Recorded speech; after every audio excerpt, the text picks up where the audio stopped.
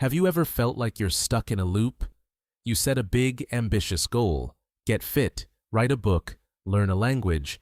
You start strong, but a few weeks in, life gets busy, motivation fades, and you're back to square one. It's frustrating, right? What if the problem wasn't you, but your system? That's the powerful idea at the heart of James Clear's best-selling book, Atomic Habits. Today, we're breaking down its core framework, so you can stop worrying about goals and start building a system of tiny changes that lead to remarkable results. So, what's an atomic habit? It's a small, incremental change, an easy-to-do, almost effortless routine that compounds over time. Think 1% improvements. Clear argues that we don't rise to the level of our goals, we fall to the level of our systems. If you want better results, you don't chase the result, you fix the system. And the system is built on daily habits. The book's foundation is what Clear calls the 4 laws of behavior change. These are a simple, brilliant set of rules you can apply to build any good habit or break any bad one. Law 1. Make it obvious. You can't change a habit you don't notice. The process starts with awareness. Clear suggests a simple habit scorecard. Just list out your daily habits and ask, does this behavior help me become the person I want to be? No judgment, just observation. Then, to build a new habit, use a technique called habit stacking. The formula is, after current habit, I will new habit. For example, after I pour my morning coffee, I will meditate for 1 minute. You're tying your new tiny habit to an existing automatic one. Also, design your environment. Want to practice guitar more? Leave it on the stand in the middle of the living room, not in the closet. Make the cues of your good habits obvious and visible. Law 2. Make it attractive. This is about the craving that drives the habit.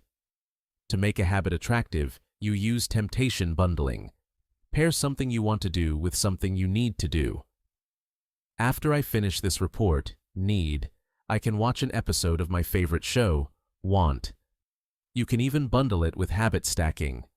After I get back from my run, I can listen to my favorite podcast, want. But perhaps the most powerful insight here is about your social circle. We imitate the habits of 3 groups: the close, family and friends; the many, the tribe; and the powerful, those with status and prestige. Join a culture where your desired behavior is the normal behavior. If you want to get fit, surround yourself with people who value fitness. The habit becomes attractive because it's what your tribe does. Law 3. Make it easy. Here's the big one. We are wired to conserve energy. We will naturally gravitate toward the option that requires the least effort. So, you must reduce friction for good habits and increase it for bad ones. Forget about motivation. Focus on making the habit so easy you can't say no. This is the 2-minute rule. Scale down any new habit to take 2 minutes or less. Read before bed becomes read 1 page.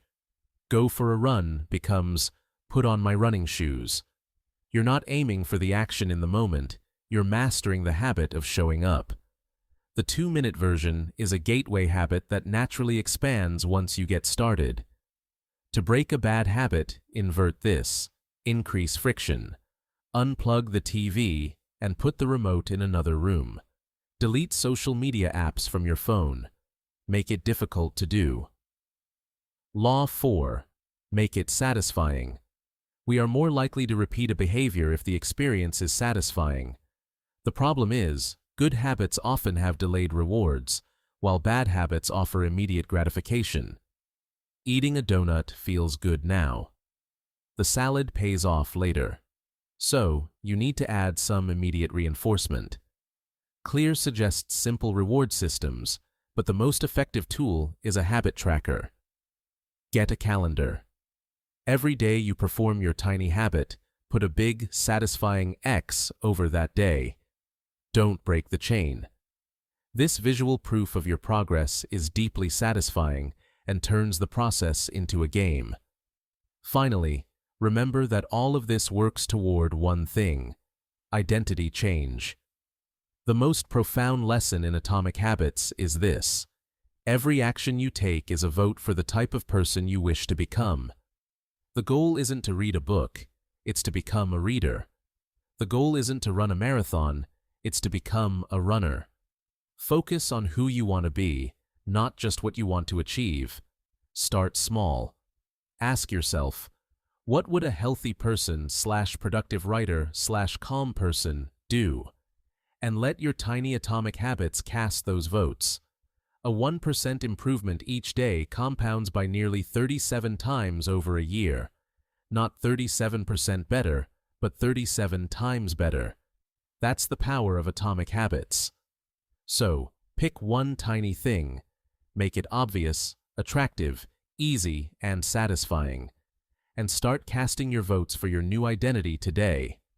Thanks for watching.